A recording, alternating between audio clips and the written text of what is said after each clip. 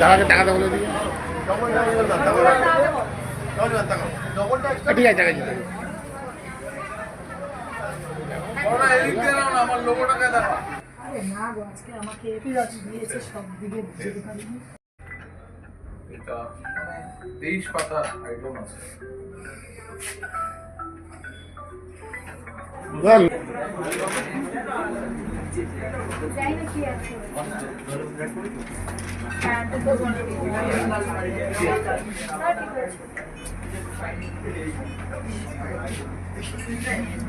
এই যে ডির ওপরে চায় নিয়ে দেওয়াটা, এটা আপনার এই লোকটা, তাই তো? হ্যাঁ, এই লোকটা আপনার করা।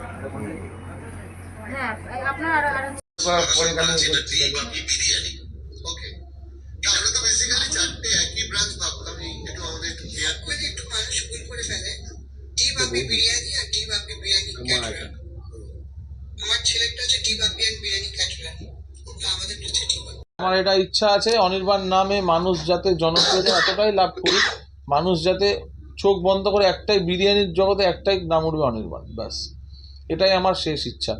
কেননা আমি যে টাইমটা আজকে স্পেন্ড করে মানে সেই নামটা পাইনি, মানে নাম বলতে আমার কারো কাছে দেখো আমার যারা ভালোবাসে আমার মানুষ, মানে আমাকে যারা মানুষরা ভালোবাসে তারা কিন্তু অটোমেটিক জবাব দিয়ে দিচ্ছে কমেন্টসের মাধ্যমে। কথা বলছি না, এবং একটা কথা আপনার কথা বলছি না, পরবর্তীকালে ডি বাপির জায়গায় অনির্বাণ ক্যাটার কি আর উপরে উঠবে, সেটা আমার কাস্টমার ডিসিশন নেবে, আমি বলার কেউ না, আমি এটা বলবো না।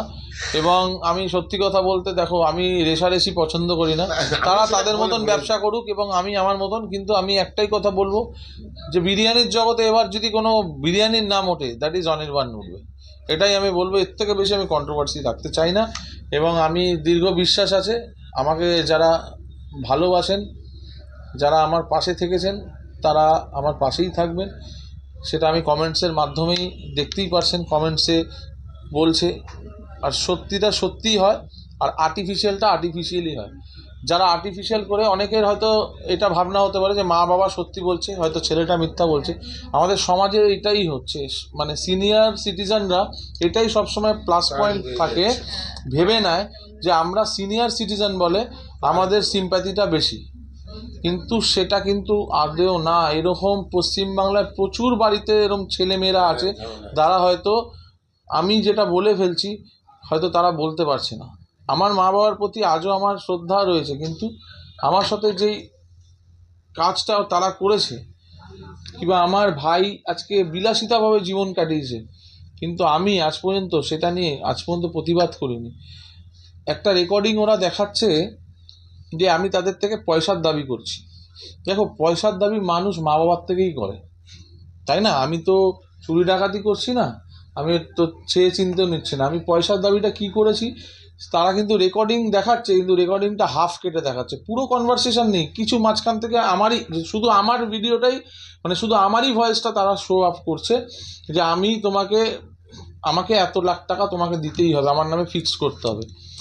আমি কেন বলেছি এই কথাটা সেটাও আপনাদের ভিডিওর মাধ্যমে জানিয়ে দিয়েছি। প্রস্তাবটা রেখেছেন?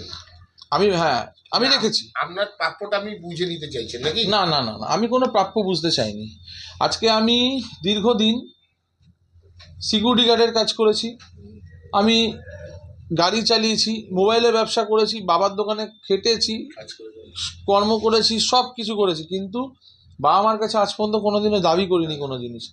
আজকে আমার ছোট ভাই, এরমও দিন গেছে এক জায়গা থেকে দু ভাই যাচ্ছি, আমি নিজে ড্রাইভারি করে লোকজনকে নিয়ে যাচ্ছি, আমার ছোট ভাই নিজের ড্রাইভার নিয়ে গাড়ি নিয়ে যাচ্ছে, সে কোটি কোটি টাকা দিয়ে পড়াশোনা শিখেছে।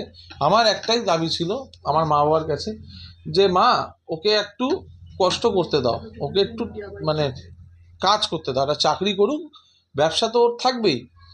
আমি যেরকম কাজ করেছি জীবনযাপন আমি চেয়েছিলাম যে আমার ভাই, ছোট ভাই অন্তত 3-4 বছর চাকরি করুক, একটা চাকরি করে কিছু শিখুক যে কষ্ট কি জিনিস হয়।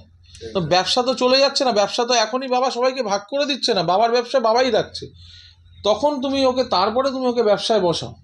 এখন এত ফট করে তুমি যদি একটা জায়গায় ওকে বসিয়ে দাও তাহলে কিন্তু হাবুডুবু খেয়ে যাবে জায়গাটা। আগে ও শিখুক, মানুষের টাকাটা ইনকাম, সেটা আমার বলা ভুল হয়ে গেছে। তখন আমার উপরে মা রেগে গেল, তুই ভাইয়ের সাথে হিংসা করছিস। আমি বললাম আমি হিংসা কিন্তু করছি না, এটাই হচ্ছে ব্যাপার। আমি কিন্তু হিংসা না, আমি ওকে সঠিক শিক্ষা দিচ্ছি। শিক্ষা আমি দাদা হিসেবে তাকে দিতেই পারি, যে কষ্ট, টাকা রোজগার করাটা কত কষ্ট সেটা আগে শিখুক। সে তো যদি সোনার গদিতে এসে আগেই বসে যায়, তাহলে তো সে তো প্রিভিয়াস জার্নি কিছু বুঝতেই পারবে না। আমি সেটা কি ভুল বললাম কোনো মতেই? প্র্যাকটিক্যালটা আপনি দেখেছেন, ও দেখেনি। ও তো প্র্যাকটিক্যাল জীবনটা দেখেনি যে টাকা আর্নিং করাটা কতটা কষ্ট। আমি এটাই চেয়েছিলাম, কিন্তু সেটা বলাটা আমার ভুল। তারপরে আমি বলে রেগে বললাম যে তাহলে আজকে আমি যেই খাটনিটা খেটেছি এত বছর, তাহলে আমি তো পড়াশোনা করিনি, তোমাদের আমার পিছনে কোনো খরচা করিনি, না পড়াশোনায় করেছো না কিছুতে, সে তার পিছনে তুমি পড়াশোনায় খরচা সব কিছু করেছো, তাহলে আগে আমার নামে তুমি 50 লক্ষ টাকা ফিক্স করে রাখো, ভালো করেছেন, তাই না? আমি বলেছি ফিক্স করে রাখো, তারপরে তুমি ওকে বসাও, আমার কিছু যায় আসে না। ভালো করেছেন। আমি এটা যদি ভুল বলে থাকি তাহলে আমি এটা ভুল আছে দাদা হিসেবে।